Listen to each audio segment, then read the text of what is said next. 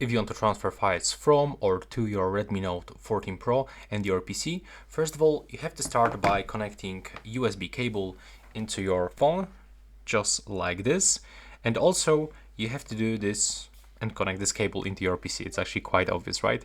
As you can see, first of all, our device starts charging, but we have to go into settings. Now we have to scroll for additional settings and we have to search for OTG connection, which is available here.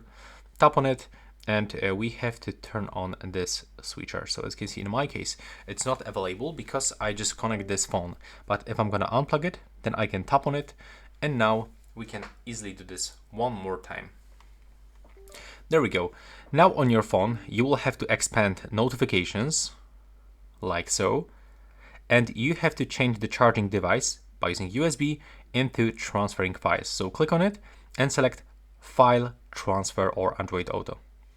Now just be connected all the time, and this is the time where you have to go to your PC and open File Explorer, or for example your PC. Now select this PC and here you can find your Redmi Note 14 Pro.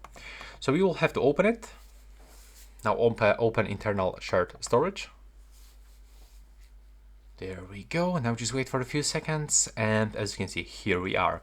Now, if you want to move some files from your PC, so let's make it a little bit smaller like that.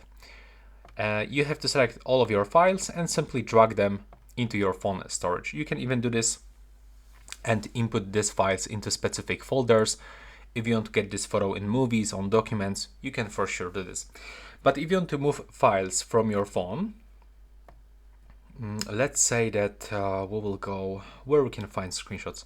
I believe in the pictures, probably.